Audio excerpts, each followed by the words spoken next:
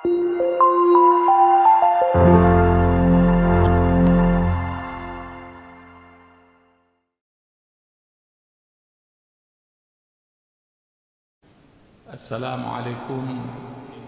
warahmatullahi wabarakatuh.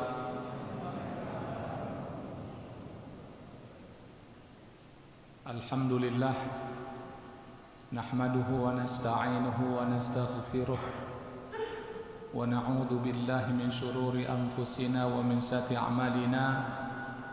May yahdihillahu fala mudilla lahu wa may yudlil fala hadiya lahu. Ashhadu an la ilaha illallah wa ashhadu anna Muhammadan abduhu wa rasuluh la nabiyya ba'dah.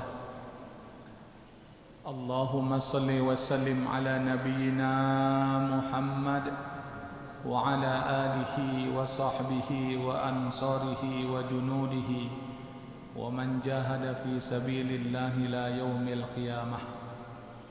Amma ba'du, fa ya ibadallah, usikum wa iyaya bitaqwallah faqad fazal muttaqun. Qala Allah ta'ala fil Qur'anil Karim, ya ayyuhalladzina amanu ittaqullaha haqqa tuqatih wa la tamutunna illa wa antum muslimun. Wa qala aidan, ya ayuhan nasu ubudu rabbakum alladhi khalaqakum walladhina min qablikum la'allakum tattaqun. Wa qala Rasulullah sallallahu alaihi wasallam, innama bu'ithu li utammima makarimal akhlaq. Sadaqallahu wa sadaqa Rasulullah sallallahu alaihi wasallam. Bapak-bapak, ibu-ibu, hadirin hadirat yang saya hormati, wabil khusus yang sama-sama kita hormati guru kita Ustadz Tutuandi, pengurus masjid, tokoh masyarakat yang berhadir dalam kuliah subuh pada saat ini. Tiada kata yang pantas kita ucapkan kecuali memuji, mengagungkan, membesarkan, memuliakan Allah yang telah memberikan nikmat yang banyak kepada kita yang tidak akan mampu kita menghitungnya. Wa in ta'uddu ni'matallahi la tuhsuha. Sekiranya kamu menghitung-hitung nikmat Allah, kamu tidak akan mampu menghitungnya. Dari ujung rambut sampai ujung kaki, organ yang ada dalam tubuh kita, sebutlah satu persatu yang namanya jantung, paru-paru, usus, ginjal.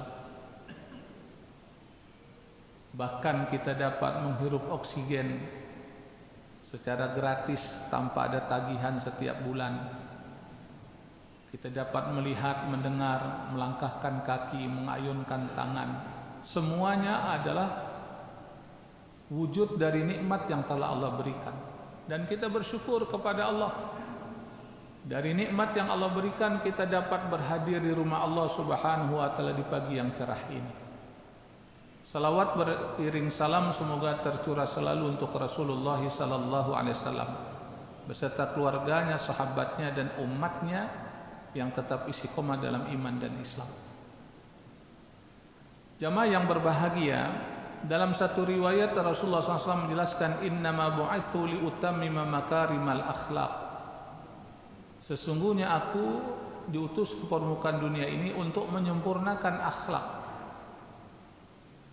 Ketika kita mendengar kata-kata akhlak, selama ini yang terbayang adalah akhlak kepada guru, kepada orang tua, kepada sesama. Pemahaman semacam itu tidak salah, tapi belum sempurna.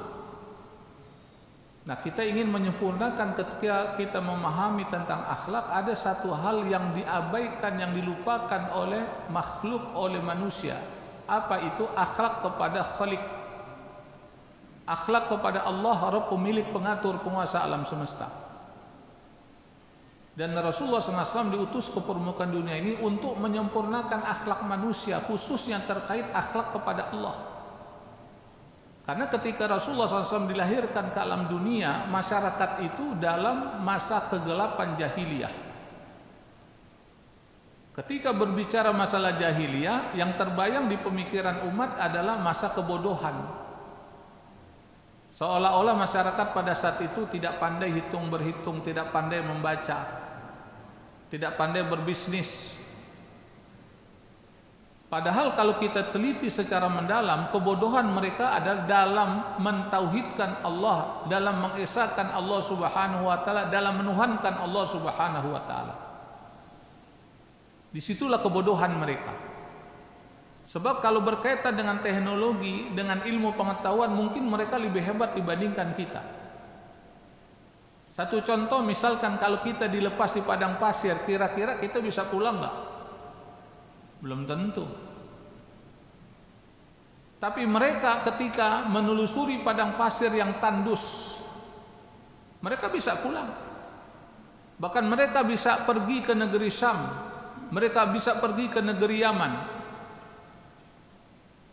dan mereka bisa pulang dengan membawa keuntungan, karena mereka kebanyakan adalah para pedagang. Dan mereka pun juga paham tentang ilmu sosiologi masyarakat.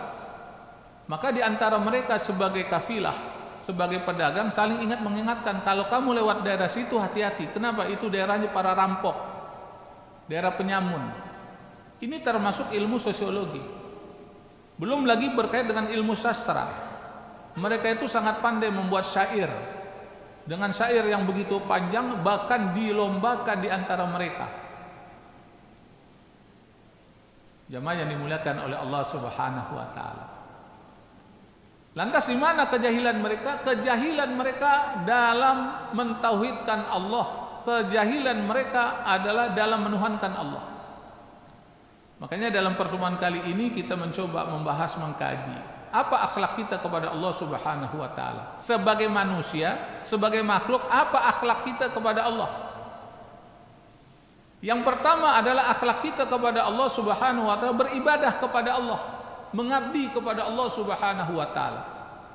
Karena kita diciptakan oleh Allah Subhanahu wa taala untuk beribadah. Wa ma khalaqul jinna wal insa illa liya'budun.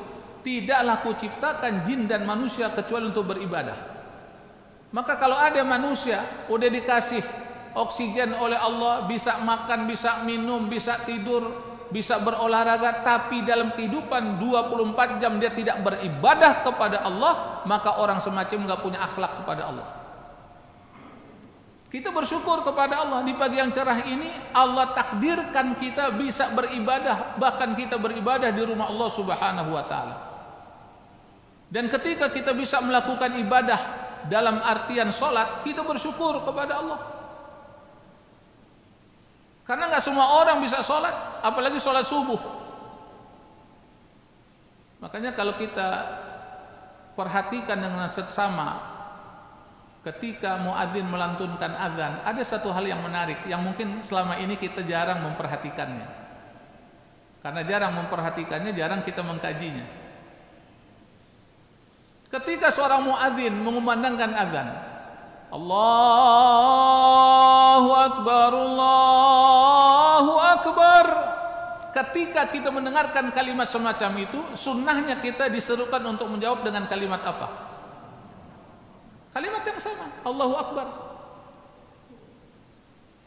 Tapi yang menarik adalah ketika ada kalimat dilantunkan oleh muadzin, Hayya 'alas shalah.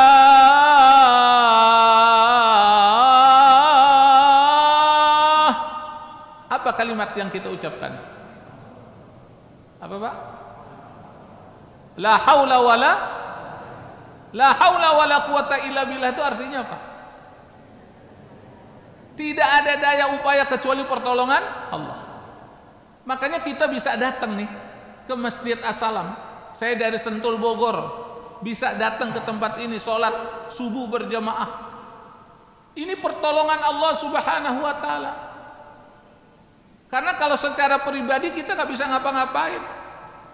Buktinya saat ini masih banyak orang yang tidur, masih ada yang di tempat tidur pakai selimut lagi, pakai guling lagi, pakai bantal lagi. Ada nggak yang begitu? Ada. Makanya ketika kita ditakdirkan oleh Allah bisa sholat ke masjid berjamaah, jangan sombong. Itu bukan karena kemampuan kamu, kehebatan kamu, itu pertolongan Allah. Makanya ketika selesai sholat apa yang kita ucapkan? Istighfar kan? Astagfirullah, astagfirullah. Kenapa demikian? Mungkin dalam sholat kita ada kekhilafan, mungkin kita nggak khusyuk, mungkin tidak sempurna, makanya kita minta ampun kepada Allah. Jamaah yang dimuliakan oleh Allah Subhanahu wa taala. Begitu pula ketika kita mendengarkan muadzin mengucapkan kalimat hayya 'alal falah.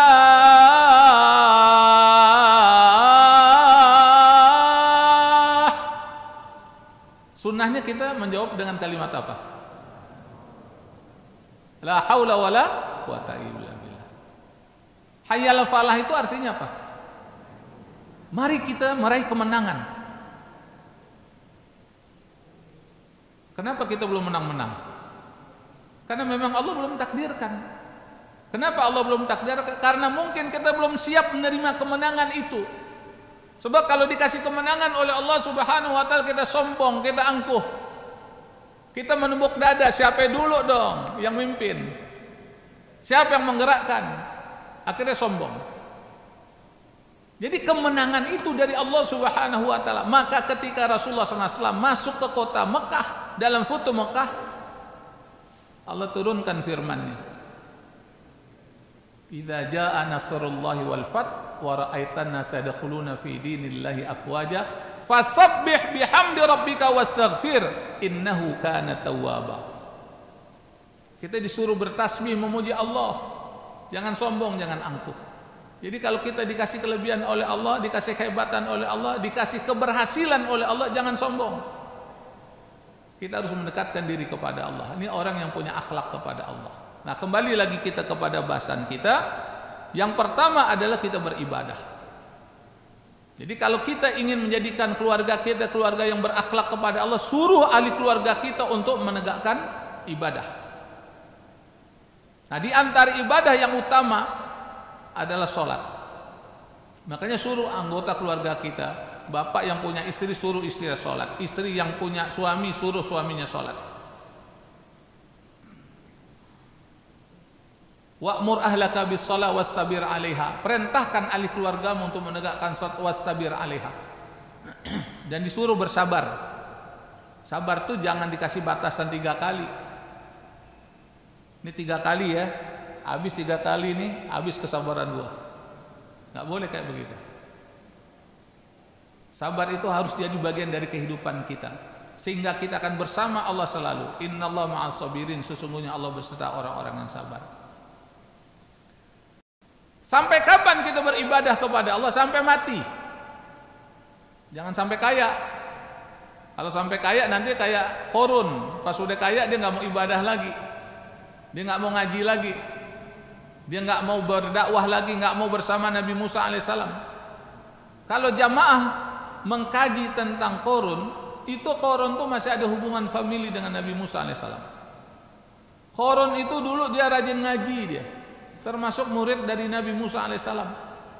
Bahkan dia pun juga tahu tentang Taurat. Nah, karena hidupnya miskin, dia minta doa sama guru. Ya namanya guru, murid minta doa ya didoain. Akhirnya apa? Dia kaya raya. Ketika kaya raya, diingatkan untuk mengeluarkan infak sedekahnya, dia nggak mau. Dia kikir, bin bakhil, bin pelit, bin sampili, bin ceke, bin koret, bin medit. Dia punya harta, dia nggak mau infakkan hartanya, dia nggak mau sedekahkan hartanya. Bahkan dengan angkuhnya, dengan sombongnya dia mengatakan, oh ini kan dari ilmu pengetahuan saya. Dia lupa yang memberikan rezeki adalah Allah. Dia lupa Allah adalah Tuhan yang menguasai alam semesta. La razika illallah, tidak ada yang memberikan rezeki kecuali Allah. Jadi kita beribadah itu sampai mati. Wa'bud rabbaka hatta ya'tiyakal yaqin. Mengabdilah kamu kepada Allah, beribadahlah kepada Allah hatta ya'tiyakal yaqin. Jamaah yang dimuliakan oleh Allah Subhanahu wa taala. Ini yang pertama. Kita jaga akhlak kita kepada Allah. Yang pertama adalah kita beribadah kepada Allah Subhanahu wa taala. Yang kedua, akhlak kita kepada Allah Subhanahu wa taala adalah mentauhidkan Allah, mengesahkan Allah. Allah itu esa, tidak berbilang, tidak berjumlah. Dan sebagai makhluk kita harus dan wajib hukumnya mengesahkan Allah Subhanahu wa taala. Kalau ada orang tidak mengesahkan Allah, dia syirik. Dan ketahuilah syirik ini kezoliman yang besar. Ada juga orang sholat mah sholat, tapi dia sembah juga pohon, dia sembah juga batu, dia hormati sedemikian rupa. Tidak ubahnya seperti apa yang pernah dilakukan oleh orang-orang musyrikin jahiliyah. Orang-orang musyrikin jahiliyah dia punya patung. Itu patungnya itu dijaga, dirawat sedemikian rupa, diberikan minyak wangi. Begitulah kejahilan mereka. Bahkan ada juga mereka membuat Tuhan dari tepung sehingga berwujud roti. Dibawa itu roti. Kalau dia safar, dia dalam perjalanan, dia dalam bepergian, dibawa itu Tuhan. Nah, ketika perutnya sudah melintir, udah terasa lapar, nah itu rotinya dimakan. Itu kan jahil namanya. Tuhan yang makan, ditelan, dikunyah. Makanya di awal saya katakan mereka itu jahil di dalam mentauhidkan Allah Subhanahu wa taala. Nah, kita sebagai umat Nabi Muhammad SAW sudah diingatkan oleh Allah melalui firman-Nya, "Qul huwallahu ahad." Katakanlah Allah itu ahad. Bilal bin Rabah, seorang budak, dibebaskan oleh Sayyidina Abu Bakar Siddiq radhiyallahu anhu sehingga dia jadi seorang muslim. Ketahuan sama majikannya, dia memasuki Islam, maka dipaksa untuk murtad keluar daripada Islam. Dan risikonya sangat berat, disiksa di tengah padang pasir yang begitu panas, ditindih dengan batu yang begitu berat, diseret, ditimpuki oleh anak-anak, dipaksa keluar daripada Islam, tapi dengan kalimat tauhid diucapkan ahad, ahad, ahad. Sampai detik ini kalimat itu masih memberikan pelajaran sangat berharga untuk kaum muslimin, bagaimana sosok Bilal bin Rabah mempertahankan akidahnya, mempertahankan imannya. Padahal seorang budak, dia bukan bangsawan, kulitnya hitam dari Habasyah, tapi memiliki akidah yang kuat, memiliki kedudukan yang mulia di sisi Rasulullah SAW. Sehingga beliau terkenal dengan sebutan muadzinnya Rasulullah SAW. Bilal itu pernah dia azan di Madinah Al-Munawwarah, dia pernah azan di Mekah Al-Mukarramah. Bahkan dalam satu literatur di zaman Sayyidina Umar bin Khattab ketika membebaskan Baitul Maqdis, dia pernah azan di Baitul Maqdis. Dan beliau meninggal di negeri Syam, di Suriah, dan memiliki keutamaan yang besar. Kenapa? Karena tauhidnya, karena keimanannya. Nah, jamaah yang dimuliakan oleh Allah Subhanahu wa taala, ada satu kisah yang menarik, yaitu kisah Luqmanul Hakim. Bagaimana beliau menasihati anaknya. Yaitu di dalam surat 31 ayat yang ke-13 surat Luqman. Wa idza qala Luqmanu li banihi wa huwa ya'idhuhu ya bunayya la tusyrik billah inna syirka la dzulmun 'adzim. Dan ingatlah ketika Luqman berkata kepada anaknya, dan dia memberikan nasihat kepada anaknya, ya bunayya, wahai anakku. Ini juga pelajaran bagi kita, bagi para orang tua yang sudah dianugerahi anak oleh Allah Subhanahu wa taala, panggil anak itu dengan panggil kesayangan. Bagi orang yang pernah belajar bahasa Arab, itu kalimat ya bunayya itu panggilan kesayangan kepada anak. Jadi kalau kita nasihatin anak, jangan emosional, jangan dengan kalimat-kalimat yang gak bagus. Ini kan kadang-kadang ada juga orang tua karena udah emosional, akhirnya kalimat yang keluar dari lisannya kalimat yang ada di kebun binatang. Akhirnya apa? Perilaku yang di kebun binatang itu melekat pada diri anaknya. Mungkin pada saat itu tidak, tapi nanti masa-masa akan datang. Kenapa? Karena doa orang tua, kalimat yang keluar dari lisan orang tua diaminkan oleh malaikat. Makanya hati-hati ini. Panggil kesayangan, ya bunayya. Jadi kalau kita ingin menjadi orang tua yang baik, maka contohlah bagaimana Luqman menasihati anaknya. Apa nasihat Luqman kepada anaknya? Ya bunayya la tusyrik billah, jangan kamu mempersekutukan Allah. Kenapa jangan mempersekutukan Allah? Allah kasih tahu alasannya. Itulah kasih sayang Allah Subhanahu wa taala. Coba perhatikan dalam Al-Qur'an, kalau Allah Subhanahu wa taala melarang suatu perbuatan, biasanya dikasih alasan supaya kita mikir. Supaya kita gunain otak yang udah diberikan oleh Allah, akal sehat yang udah diberikan oleh Allah. Jangan kita jumut. Contoh misalkan, ya ayyuhalladzina amanu innamal khamru wal maisiru wal ansabu wal azlamu rijsum min amali syaitan fajtanibuhu la'alakum tuflihun. Ketika Allah Subhanahu wa taala melarang kita untuk tidak minum khamar, berjudi, dikasih alasan. Kenapa? Rijsum min amali syaitan. Itu adalah amalan setan. Enggak boleh kita ikuti amalan setan, pekerjaan setan. Begitu pula ketika Allah mengatakan melalui kisah Luqmanul Hakim, la tusyrik billah, jangan kamu mempersekutukan Allah. Kenapa? Inna syirka la dzulmun adzim. Syirik itu kezaliman yang besar, suatu keaniayaan yang besar. Maka kita nggak boleh melakukan syirik. Ada nggak orang yang mengaku Islam tapi dia terjerumus kepada syirik? Ada. Bahkan ada juga syirik khafi. Apa itu? Riya. Makanya kita hati-hati. Tapi dalam hal ini kita juga harus bijaksana dan kita luaskan wawasan pemikiran kita. Sebab kalau enggak kita nanti akan jadi orang yang tukang tuduh aja. Oh itu dia riya tuh. Padahal orang ingin memberikan infaknya. Sebagai pertanggungjawaban harus ada laporan. Pak, laporannya mana nih Pak? Kwitansinya mana? Bapak infak ikhlas nggak? Bapak memang ngeriak. Jadi kwitansi itu bukan bab beriak saudara, tapi pertanggungjawaban, apalagi ini urusan duit. Jadi kita harus memiliki wawasan yang luas. Itu terkait dengan administrasi. Jadi orang yang berinfak, yang bersedekah dengan nominal yang banyak, dia berhak untuk meminta kwitansi. Dan pengurus harus memberikan tanda terima. Jangan orang kita marah-marahin, bapak nih nggak ikhlas nih infaknya nih, sedekahnya nih. Nggak boleh begitu saudara. Sebab harus ada laporan pertanggungjawaban. Apalagi dengan nominal yang besar, kalau nggak bisa urusannya sama KPK nanti itu. Ya, mau panjang urusan. Makanya hati-hati dalam hal ini. Nah, jemaah yang dimuliakan oleh Allah Subhanahu wa taala, inna syirka la dzulmun adzim. Sesungguhnya syirik itu kezaliman yang besar. Nah, orang-orang musyrikin Quraisy mereka terjerumus kepada syirik.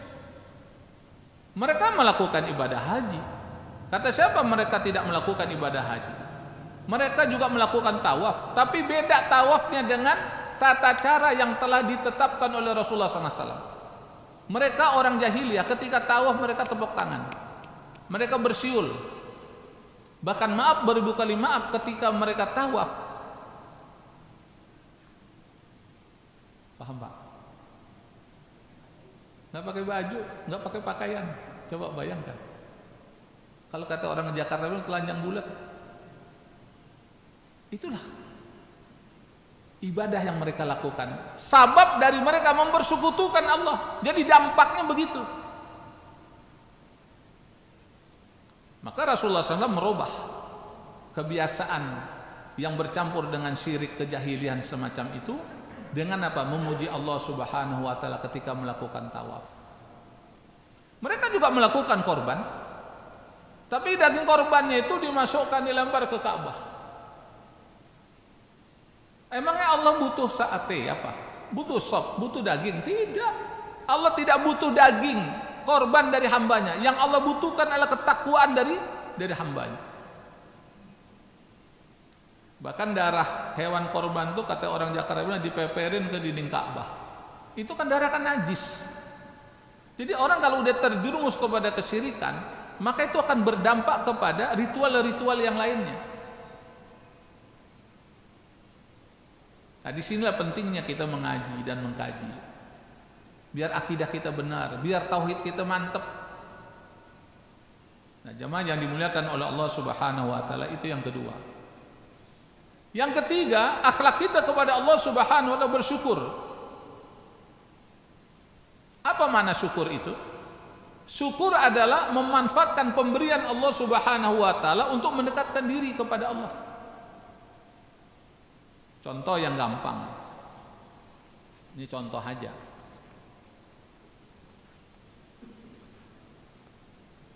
Kantongnya mana lagi? Ini saya tanya kepada jamaah. Ini namanya apa?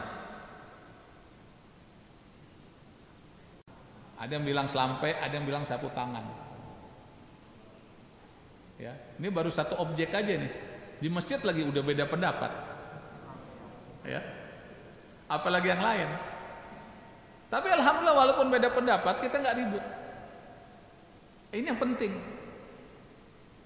Ini bagian dari akhlakul karimah. Saya lihat ibu-ibu mukenanya warnanya macam-macam. Ada yang putih, ada yang biru, ada yang hitam, ada yang oranye. Ada pakai kembang-kembang lagi yang di belakang. Bapak-bapak juga begitu. Tapi kita nggak ribut. Nilai semacam inilah yang harus kita bawa keluar ke tengah masyarakat kita. Jangan sampai kita pergi ke masjid, sholat beribadah, berjamaah, tapi ketika di masyarakat, di komplek perumahan, di kampung jadi biang kerok perpecahan. Itu bukan akhlak Islam. Nah, contoh. Ini sapu tangan. Ketika saya berikan sapu tangan kepada seseorang, ini sapu tangan dari saya. Lisannya mengatakan khamsia, syukron, terima kasih, thank you. Dengan kalimat-kalimat ucapan terima kasih. Tapi setelah sampai di tangannya, sapu tangan ini digunakan untuk melap sepatu.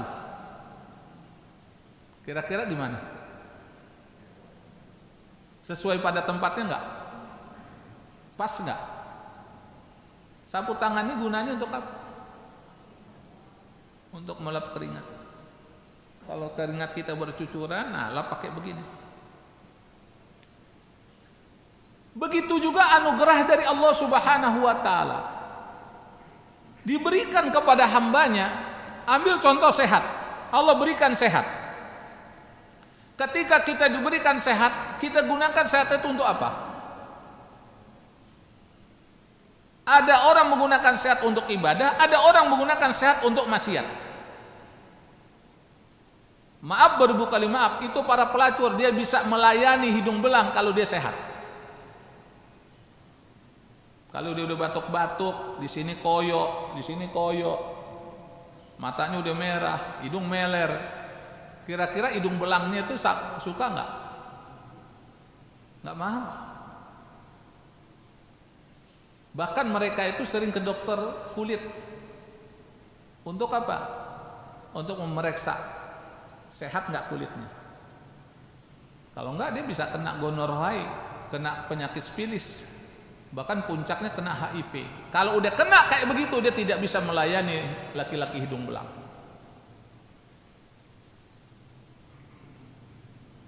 Orang main judi itu karena sehat, matanya awas, dia bisa lihat kartu, tangannya bisa digerakkan. Tapi maaf beribu kali maaf, kalau tangannya udah begini, megang kartu udah nggak bisa lagi. Makanya ketika Allah berikan sehat, kita gunakan sehat itu untuk apa? Kalau digunakan untuk ibadah kepada Allah Subhanahu wa taala itu benar. Itu yang diharapkan. Itu namanya mensyukuri nikmat yang telah Allah berikan. Nih contoh kayak kita nih, Allah kasih sehat sama kita. Alhamdulillah kita masih bisa ke masjid, sholat berjamaah, alhamdulillah. Walaupun mungkin karena bertambahnya usia, bertambahnya umur, ada pegel-pegel juga. Ada masalah di lutut kita, ada masalah ketika duduk. Tapi kalau kita syukuri nikmat tersebut karena Allah Subhanahu wa taala, yakinlah Allah akan tambah nikmat kebaikan kepada kita. Kenapa? Karena Allah berjanji dalam Al-Qur'an, la in syakartum la azidannakum wa la in kafartum in adzabi lasyadid. Barang siapa mensyukuri nikmat Allah, Allah akan tambah nikmat tersebut. Barang siapa mengkufuri nikmat Allah, ketahuilah azab Allah sangat pedih. Makanya kita bersyukur kepada Allah. Kita masih bisa melangkahkan kaki, mengayunkan tangan, kita masih bisa ke masjid. Bersyukur kita kepada Allah. Kita masih diberikan rezeki oleh Allah. Syukurnya bagaimana? Keluarkan infak sedekah kita. Allah nggak minta seluruh harta kita. Allah tahu kita ini cinta sama harta. Allah tahu kita sulit mencari harta, membanting tulang, memeras keringat, pergi pagi pulang malam. Allah tahu. Makanya Allah katakan wa mimma razaqnahum yunfiqun. Maka infakkanlah sebagian harta yang Allah berikan kepada kamu. Kalau dalam ketentuan syariat, zakat itu keluarnya berapa persen? Hah? 2,5? Kalau pajak berapa persen? 10%. Gedean pajak apa zakat? Gedean pajak. Tapi kalau kita infak 2,5%, itu udah dapat pahala. Itu menunjukkan ketaatan kita kepada Allah. Tapi masih banyak juga orang yang mencari celah untuk tidak mengeluarkan infak sedekahnya.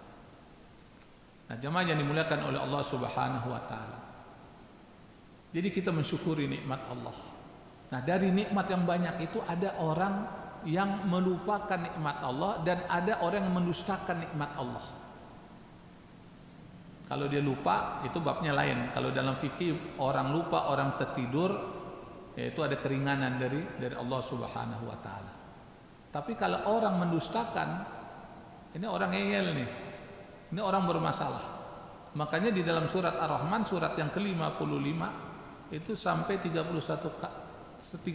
kali Allah ulang-ulang dengan kalimat yang sama. Fabi ayyi ala'i rabbikuma tukadziban. Maka nikmat Allah manakah yang kamu dustakan?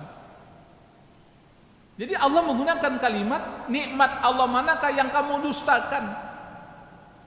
Sebenarnya dia tahu ini adalah nikmat dari Allah. Nikmat sehat, nikmat kedudukan,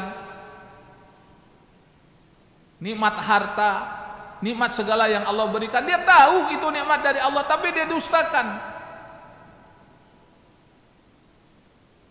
Makanya Allah ingatkan, fabi ayyi ala'i rabbikuma tukadziban, maka nikmat Allah manakah yang kamu dustakan? Ini peringatan Allah yang keras sebenarnya kepada orang-orang yang beriman. Nah, makanya saya menyuruhkan kepada diri saya sendiri khususnya dan kepada jamaah, apa yang sudah Allah berikan kita manfaatkan. Nanti kita ditambah oleh Allah Subhanahu wa taala. Mumpung kita masih hidup. Jamaah yang dimuliakan oleh Allah Subhanahu wa taala. Nikmat gigi aja kalau dicabut oleh Allah Subhanahu wa taala susah Pak kita.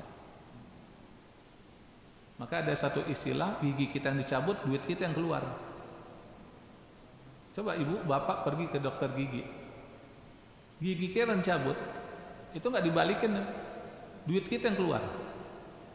Dan kalau udah sakit gigi, itu buat sujud aja susah. Nah, usah pisah aja ngomong kayak gitu. Saya pernah ngerasain ketika pandemi kemarin, di bulan Ramadan lagi, untuk makanannya kita susah. Kenapa? Nggak bisa ngunyah Pak. Itu makanan harus dihaluskan, kemudian kita minum begini. Itu bukan sehari dua hari. Berapa dokter saya datangin? Bayangkan. Makanya yang diberikan kesehatan oleh Allah, maka manfaatkan nikmat tersebut. Nikmat mata, nikmat telinga, nikmat kita bisa makan, minum. Apa sulitnya ketika makan kita baca Bismillahirrahmanirrahim? Itu membedakan orang yang punya akhlak dengan orang yang tidak punya akhlak. Orang yang punya akhlak ketika dia makan, minum, dia ingat Allah. Dia sebut bismillah dengan nama Allah Subhanahu wa taala. Makanya nanti boleh juga kita praktekin. Saya dengar nanti katanya pengurus masjid menyiapkan sarapan nih. Betul? Nah, ntar kita praktekin. Nah, kalau ada teman yang lupa baca bismillahnya, kita ingetin. Ini bagian dari akhlak. Ya.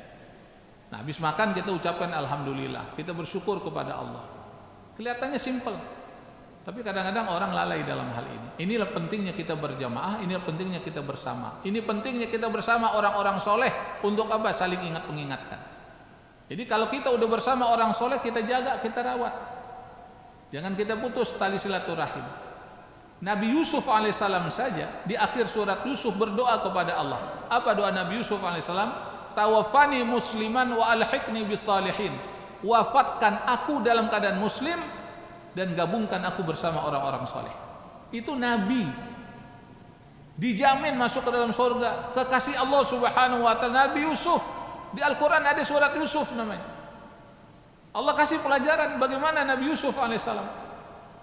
Sejarah Nabi yang lengkap diceritakan oleh Allah, itu Nabi Yusuf alaihissalam. Bayangkan mulai dari anak-anak, mulai dari bagaimana saudaranya mengkhianati, melakukan kezoliman, dibuang ke sumur, kemudian diambil oleh orang, dijadikan budak, kemudian ke istana, bahkan memegang perbendaharaan negeri Mesir, sebelumnya dimasukkan ke penjara. Nabi Yusuf alaihissalam masuk penjara karena ada orang yang gak suka dengan Nabi Yusuf alaihissalam. Ya, sampai keluarganya dikumpulkan kembali. Subhanallah, alhamdulillah. Tapi ada yang menarik, tawaffani musliman wa alhiqni bisalihin. Ini pelajaran buat kita. Kita minta meninggal dalam keadaan husnul khotimah, meninggal dalam keadaan iman dan Islam. Mumpung kita masih bisa berdoa, maka akhlak yang berikutnya kepada Allah Subhanahu wa taala adalah berdoa. Memohon kepada Allah. Orang yang sombonglah yang tidak mau berdoa kepada Allah, yang tidak mau meminta kepada Allah. Tapi orang yang tahu diri, orang yang berakhlak kepada Allah, dia akan berdoa kepada Allah. Sebagaimana halnya Rasulullah SAW. Rasul itu dari mulai bangun tidur sampai tidur lagi berdoa.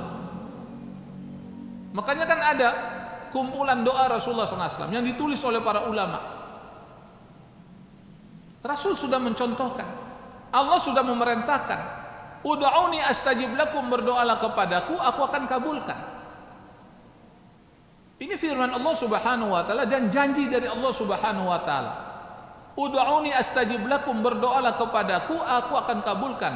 Kalau Allah sudah berjanji, tidak mungkin Allah menyalahi janjinya. Innallaha la yukhliful mi'ad. Sesungguhnya Allah tidak menyalahi janjinya. Yang suka melanggar janji itu manusia. Banyak janji, banyak bohongnya. Itu manusia. Tapi Allah Subhanahu wa taala tidak demikian. Kalau Allah sudah berjanji, Allah akan penuhi janji tersebut. Dan kita harus yakin doa kita diterima oleh Allah Subhanahu wa taala. Jadi kalau kita berdoa, adabnya itu kita harus yakin. Kenapa demikian? Karena Allah sudah berjanji doa kita akan dikabulkan oleh Allah Subhanahu wa taala. Yang kedua, Allah akan memberikan tergantung dari prasangka manusia. Anna inda dhanni abdi bi, aku akan memberikan tergantung dari prasangka manusia. Maka kalau kita berdoa, kita harus yakin. Jangan kita ragu, ini doa saya diterima enggak ya? Rada-radanya enggak diterima nih sama Allah. Jangan begitu. Yang ketiga, kita harus yakin doa kita diterima oleh Allah Subhanahu wa taala. Apa sebab? Karena kita orang beriman, kita hamba Allah, kita umat Nabi Muhammad SAW. Apatah lagi ketika kita berdoa memenuhi persyaratan doa dikabul oleh Allah. Kan doa itu ada adabnya, ada akhlaknya. Puji Allah Subhanahu wa taala. Berselawat kepada Rasulullah SAW. Kita beristighfar, akui segala dosa dan kesalahan kita. Kemudian kita minta apa keinginan kita. Boleh dengan bahasa kita sendiri.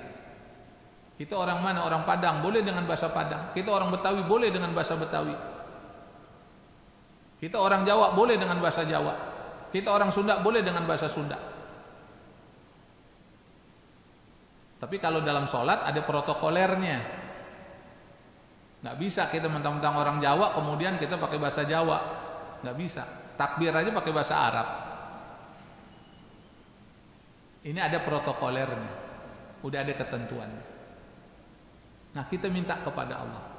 Ada makhluk Allah, dia durhaka dan dijamin masuk ke dalam neraka. Perlu saya sebut nggak namanya nih, Pak? Perlu saya sebut nggak namanya nih? Ntar ada kesinggung lagi. Hah? Bu, perlu saya sebut nggak namanya? Nggak ada yang kesinggung ya? Namanya iblis. Saya perlu tanya dulu, karena sekarang nih orang kalau ngaji kadang-kadang niatnya beda-beda. Ada yang karena Allah Subhanahu wa taala, ada yang mencari kelemahan ustadz.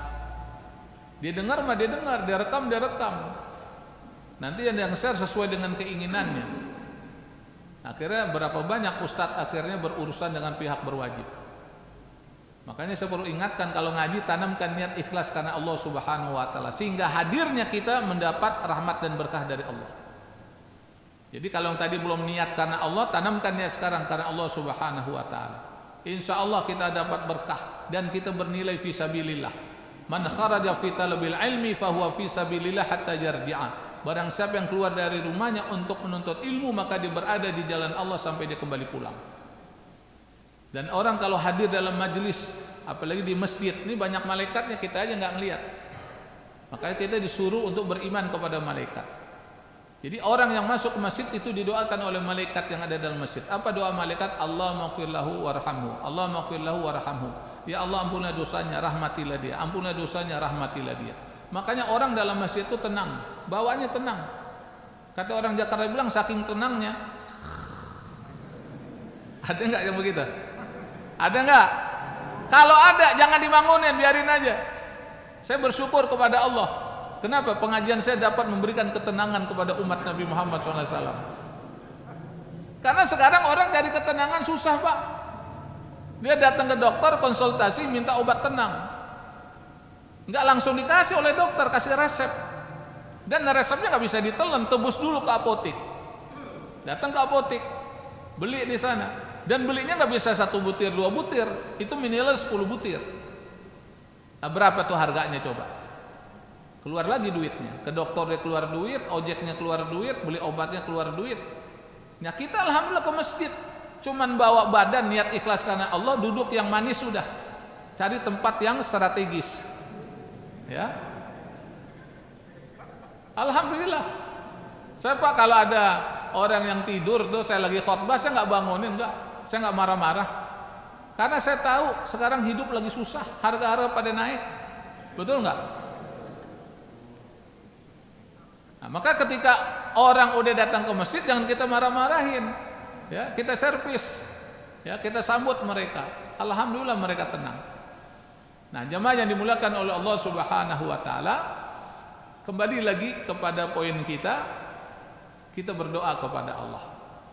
Jadi iblis saja, makhluk Allah yang dijamin masuk ke dalam neraka, itu berdoa kepada Allah, minta dipanjangkan umurnya, bukan untuk mengajak orang ke surga, bukan untuk mengajak manusia beribadah kepada Allah, tidak, tapi mengajak manusia sebanyak-banyaknya untuk nemenin iblis di dalam neraka.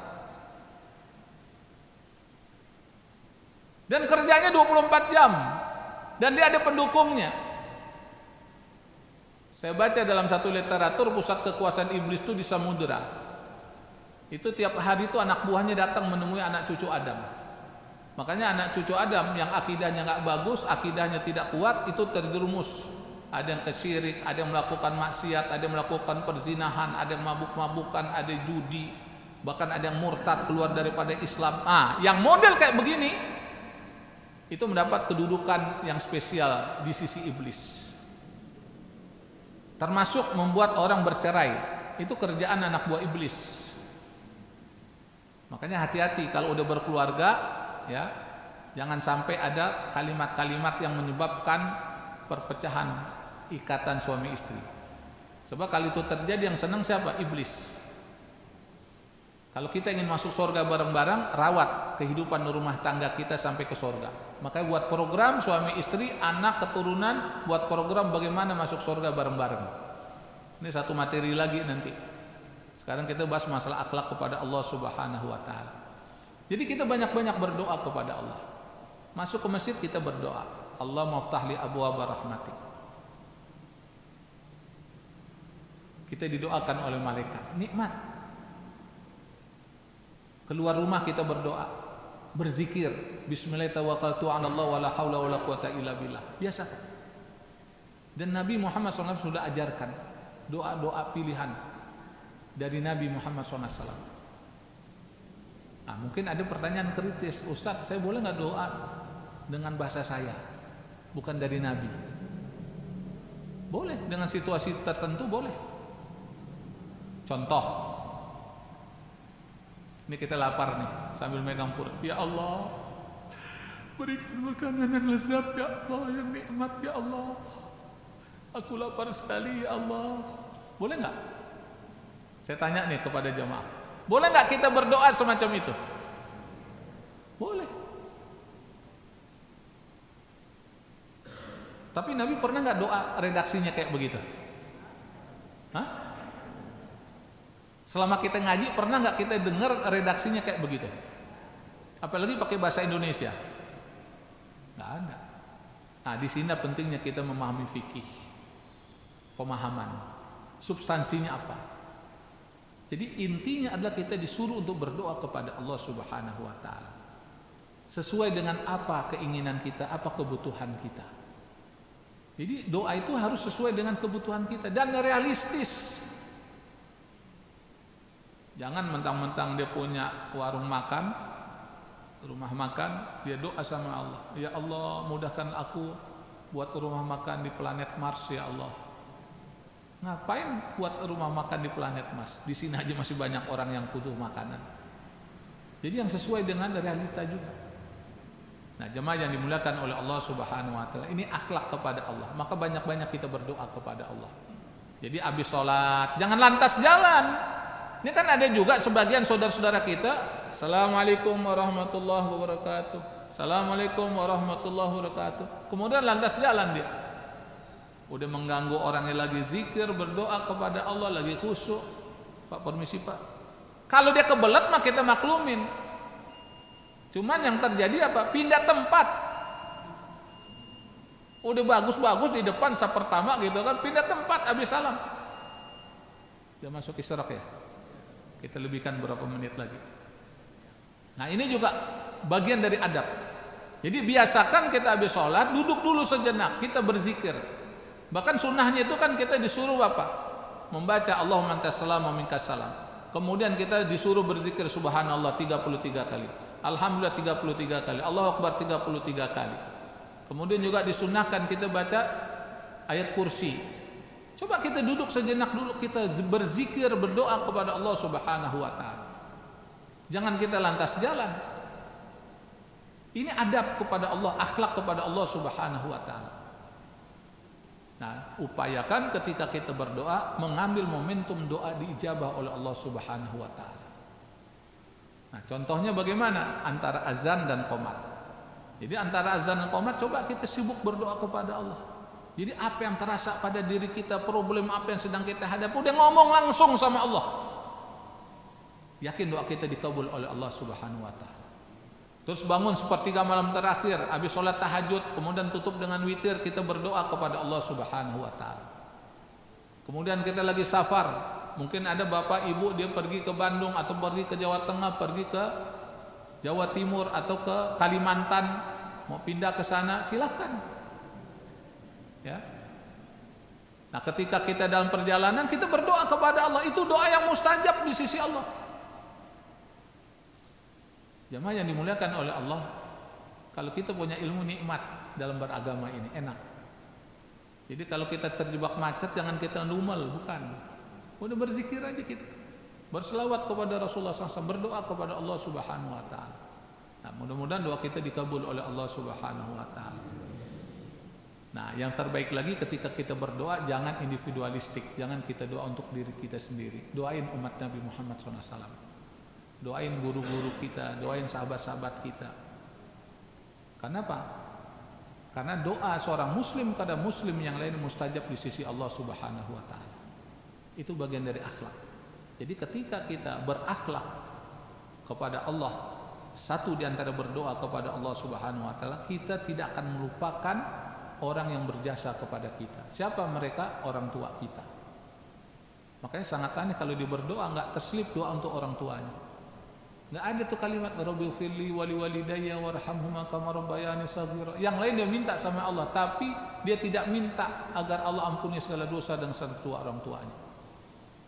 Ini orang nggak punya akhlak sama orang tua. Nah, kapan-kapan kita akan bahas lagi. Mudah-mudahan kita panjang umur, sehat badan, dan virus corona cepat segera pergi. Nggak ada virus-virus yang lainnya, sehingga kita hidup dalam keadaan normal. Kita bisa beribadah kepada Allah Subhanahu wa taala. Rabbana taqabbal minna innaka antas samiul alim wa tub alaina innaka antat tawwabur rahim. Allahumma arinal haqqa haqqan warzuqna tiba'ah warinal batila batila warzuqna shinabah. Allahumma ighfir lana wa liwalidayna warhamhuma kama rabbayana shighara. Allahumma ighfir lana wa liwalidayna warhamhuma kama rabbayana shighara. Allahumma ighfir lana wa liwalidayna warhamhuma kama rabbayana shighara. Rabbana ighfir lana wa li ikhwanina alladhina sabaquna bil iman wa la taj'al fi qulubina ghillan lil ladzina amanu rabbana innaka ra'ufur rahim. Allahumma ighfir lil mu'minin wal mu'minat wal muslimin wal muslimat al ahya'i minhum wal amwat bi rahmatika ya arhamar rahimin. Allahumma ansur ikhwanana wal mujahidin fi Gaza Palestin wal Quds wa Suriah wa Mesir wa Libya wal Yaman wa Iraq wa Afghan wa Rohingya wa Uyghur wa fi kulli makan kulli zaman wa ja'alna minhum ya rabbal alamin. Allahumma a'izzal Islam wal muslimin. Allahumma a'izzal Islam wal muslimin. Allahumma a'izzal Islam wal muslimin. Allahumma kshif 'anna wa 'an jamil muslimin minal bala wal waba wal mihan wal fitan ma la yaksfu ghairuk. Allahumma likil kafarata wal musyrikin wal munafiqin wal zalimin alaina. Allahumma inna na'udzubika minal baras wal junun wal judham wa min sayil asqam. Allahumma a'inna ala dzikrika wa syukrika wa husni ibadatik. La ilaha illa anta subhanaka inna kunna minadh dhalimin. La ilaha illa anta subhanaka inna kunna minadh dhalimin. La ilaha illa anta subhanaka inna kunna minadh dhalimin. Rabbana zalamna anfusana wa illam taghfir lana wa tarhamna lanakunanna minal khasirin. Rabbana atina fid dunya hasanah wa fil akhirati hasanah wa qina adzabannar wa adkhilna jannata mal abrar ya aziz ya ghafar ya rabbal alamin. Wa sallallahu ala nabiyyina Muhammad wa ala alihi wa sahbihi ajmain walhamdulillahi rabbil alamin. Kita tutup dengan doa kafarat majelis. Subhanakallahumma wa bihamdika asyhadu an la ilaha illa anta astaghfiruka wa atubu ilaik. Assalamualaikum warahmatullahi wabarakatuh.